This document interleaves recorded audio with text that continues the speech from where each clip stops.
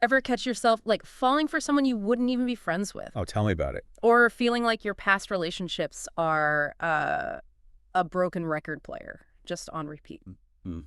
Yeah, been there. So today we're tackling those dating dilemmas, right? Head on. We're diving deep into Boundaries in Dating by Henry Cloud and John Townsend. Love those guys. Get ready for some serious aha moments, by the way. For sure. This book Mm. is all about, well, it's about approaching dating with intention. It's not just about, like, snagging a partner. It's bigger than that. It's about personal growth. It's about building relationships that are, healthy, fulfilling, the real deal. Okay, yeah, I love that. So let's unpack this a bit. One of the things Cloud and Townsend, they stress this right off the bat, is radical honesty, Mm-hmm. even when it's uncomfortable. Right. They tell this story about Karen, Okay. and she basically led Matt on, acting like, things were headed towards something serious when she knew deep down she wasn't feeling it. Oh, man. The classic leading them on scenario. The worst, right? The worst. And you know what they say is the key takeaway there? Honesty. Even when it's tough, it's crucial. Right. Karen might have thought she was being nice, Mm.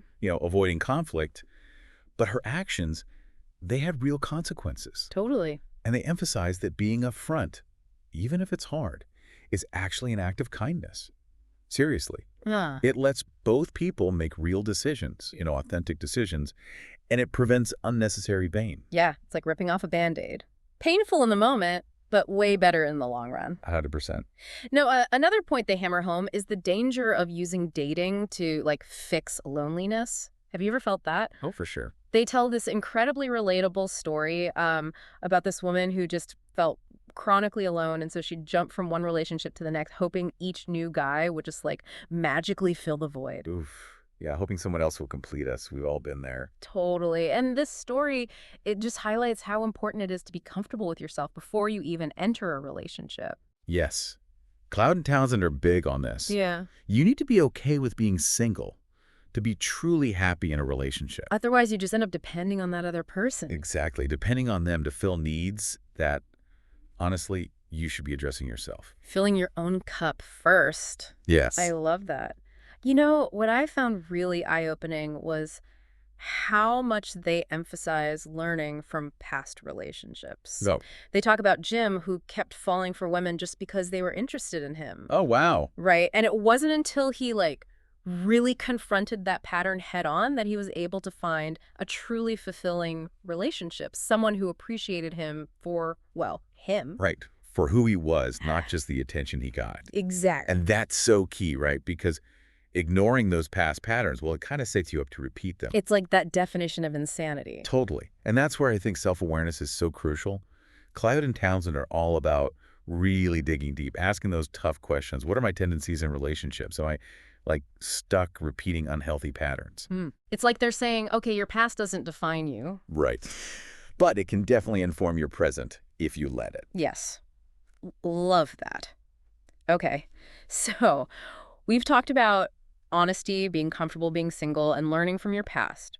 Now, let's talk about what to look for in a partner. Those green flags. Okay.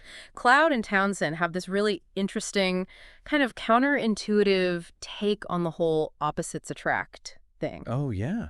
Tell me more. Well, they actually argue that being drawn to someone because they're your opposite can be a red flag. See, now that's interesting because it's so counterintuitive. That's true. Right? I mean, we've all heard that opposites attract. For sure. And yeah, differences can be enriching, totally. But they can also be a sign that you're trying to find someone to complete you in a way that's not actually healthy. It's like you're looking for the missing puzzle piece. Yes. Instead of being a whole person looking for another whole person. They tell the story about Lindsay, who was instantly drawn to Alex because he was really assertive, which is something she struggled with. And at first, it seemed great, but over time, it became a crutch. She was relying on him to fight her battles instead of developing those skills herself. It's so easy to fall into that trap, though, isn't it? Looking for someone to fill in our gaps instead of doing the work ourselves. Right. And this story, it just illustrates how important it is to ask yourself, am I attracted to this person because of who they are, genuinely? Sure. Or because of what they fulfill in me? Like, am I looking for a partner? Or am I looking for someone to complete me? Big questions. Big questions. And I think what they're getting at is that you got to be a whole person before you can really connect with someone else in a healthy way. Love that.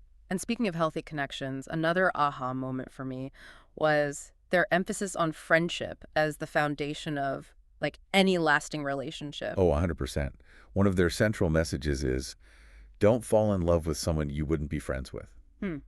They tell this story about Stephanie, who kept falling for all the wrong guys. Oh no. We've all been there. Right. But she had this really amazing platonic friendship with this guy named Dennis. Okay. He was the one she called when she needed to vent, Um, or just someone to make her laugh. Per person. Exactly. I love that. And those are the things that, build a really lasting romantic relationship too. Mm-hmm. Shared values, genuine enjoyment of each other's company, being able to be your true self, Totally. the passion, the chemistry, that's all great, but it can fade. Right. You need that bedrock of friendship to really go the distance. Okay, yeah, that makes a lot of sense. And they also dedicate a lot of time to the importance of shared values goals, those non-negotiables. Totally. And instead of just giving like a list, they have this really memorable example of this guy who wanted a partner who was, get this, both a high-powered executive and a stay-at-home mom. Wait, what? How is that even? I know. Talk about wanting to have your cake and eat it too. Seriously. Talk about conflicting expectations, right? Like, it's a good reminder to think about what you truly value in a partner, not just like what sounds good, on paper, Right, exactly. but what happens when like things get tough. Oh, yeah. That's where boundaries really come into play. Totally. Cloud and Townsend offer some seriously practical advice on this, like how to handle those tough situations. Yeah. Like dealing with disrespect in a relationship. Ooh, that's a big one. Right. For instance, they talk about Cindy, who was dating this guy who on the surface seemed like a total dreamboat, Yeah. charming, attentive, the whole 9 yards. Okay, sure. But then he makes this like offhand comment about her friend's appearance, Mm. and it just rubs her the wrong way. Yeah, I feel that. It's amazing how quickly a red flag can pop up, even when someone seems great at first. Right. And, when she calls him out on it, he just brushes it off. Ugh, the worst. Like no big deal. And Cloud and Townsend, they really drive home the point that disrespect, even in those small doses, it's a red flag. Mm-hmm. And it shouldn't be ignored or excused away. Yeah, you can't just sweep that under the rug. Exactly. It's about paying attention to those little things, to how your partner actually makes you feel. Yes. Do they value your opinion? Do they listen when you express your needs? So important. Those are the things that really matter in the long run. Right. Because if that respect isn't there, it might be time to reevaluate, Totally. Like, is this relationship really serving you? Exactly. Okay, so speaking of red flags, let's talk about those situations where you're so head over heels for someone that you start like twisting yourself into a pretzel to please them. Oh, yeah. We've all been there. Cloud and Townsend have this great, albeit slightly cringy story about this involving a woman named Carrie. Oh, Carrie and her Chinese food dilemma. I remember that one. Yes. This story perfectly illustrates like the danger of losing yourself in a relationship. 100%. Carrie was so busy trying to please Steve that she basically suppressed her own needs, her own preferences, pretending to love things she hated, going along with his plans, even when it meant sacrificing her own well-being. It's like she became a chameleon, changing her colors to blend in with him instead of embracing her own unique hue. Yes, and that's the takeaway right there. Authenticity is crucial. So be yourself, even if it means rocking the boat a little. Better a little rockin' than a complete shipwreck down the road. I love that. Okay, now this next topic can be a little bit tricky, but Cloud and Townsend, they don't shy away from it. Let's hear it. The physical aspect of dating. Right, of course. So their views on this are rooted in their faith, which emphasizes reserving sex for marriage. Okay. And while they present a clear stance on that, they also delve into the why behind it. And some of their arguments are actually quite compelling, even for those who might not share those same beliefs. Interesting. So it's not just about like a rule book. It's about understanding the reasoning. Exactly. One thing that really resonated with me was their point that rushing into physical intimacy can actually prevent you from developing the capacity for true love. Wow, that's kind of a mind-blowing concept. Right. They see love as this active choice, working for the best for another person, which requires patient sacrifice, putting your partner's needs before your own. Yeah, those are things you can't rush. Exactly. It's about recognizing that real intimacy, both emotional and physical, takes time to build. Building that foundation. Yes, exactly. Okay, so we've talked about setting boundaries, but what happens when someone keeps crossing them? Oh boy, that's a tough one. Right.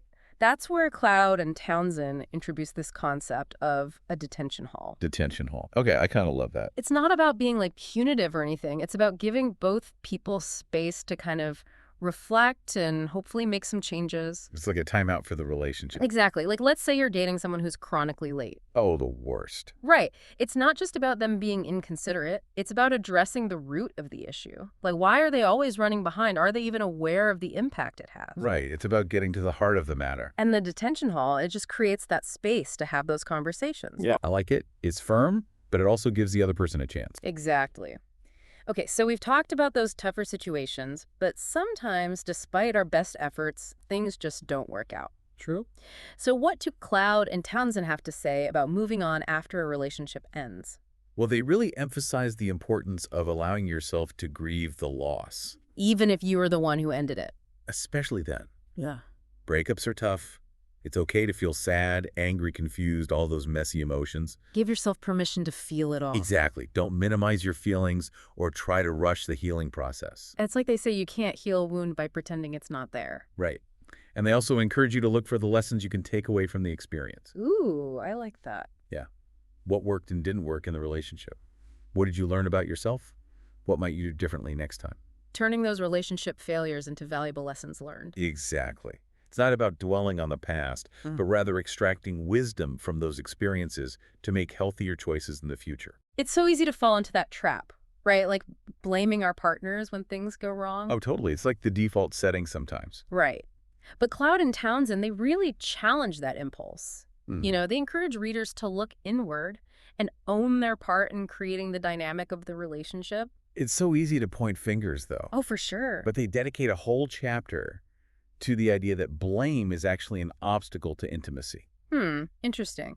Because at first glance, it seems kind of counterintuitive, right? Totally. Yeah.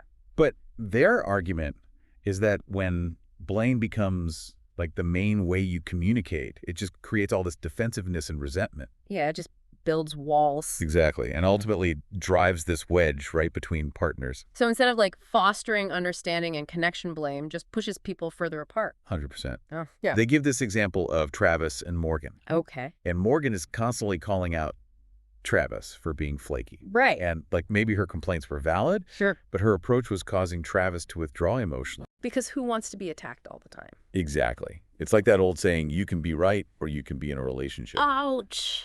That's a tough one. Right. But here's the really interesting part. Okay. Cloud and Townsend, they point out that you don't even have to like verbally blame someone for it to be toxic. It's the vibe. Yes. Blame can be a state of mind, Wow. an attitude that just poisons the connection, even if you never actually say a word of criticism. It's like you're bringing that negative energy into everything. Exactly. So what's the antidote to this whole blame game? Yeah. What's the solution? Because we've all been there. Totally. Okay. Well, they highlight the importance of forgiveness. Okay. And I don't mean like condoning bad behavior. Right. It's more about releasing yourself from the burden of that anger and resentment. It's an inside job. Exactly. They remind readers that forgiveness is ultimately about your healing, not about letting the other person off the hook. It's about choosing to move on from the hurt. Yes.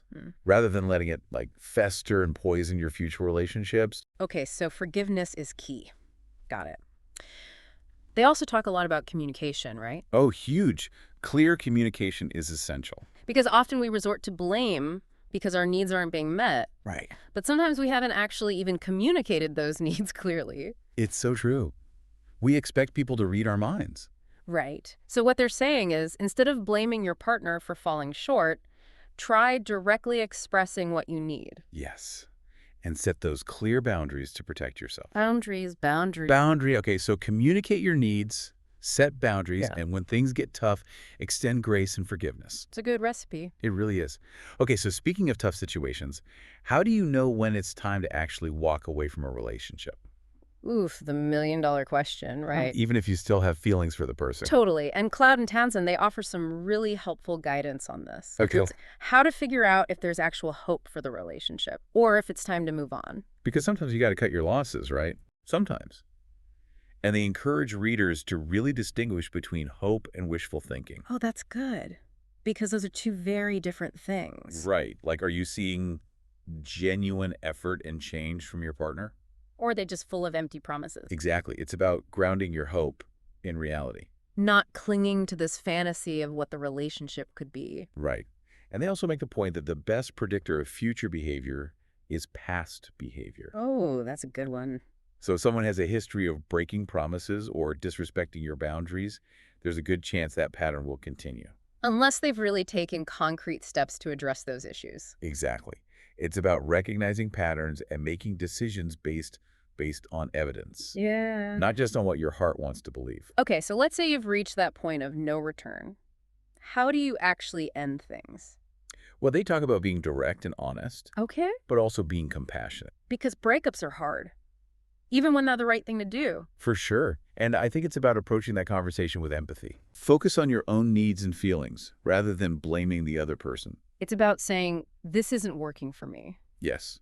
Rather than you're doing everything wrong. It's taking ownership. Exactly. You're owning your experience and giving yourself permission to move on. I love that. Okay, so we've covered so much ground here. Honesty, self-awareness, setting boundaries, navigating those post-breakup emotions. What's the key message you want listeners to take away from boundaries in dating? You know, at the end of the day, you deserve to be in a relationship that honors your needs, your values, your boundaries. It's not selfish to expect respect and reciprocity. And by being honest with yourself, setting healthy boundaries, choosing partners who value those boundaries, you're creating the foundation for a truly fulfilling and loving connection. Beautifully said. Dating doesn't have to be a series of frustrating dead ends or painful heartbreaks. It can be an incredible journey of self-discovery and connection if you approach it with intentionality, wisdom, and a commitment to those healthy boundaries.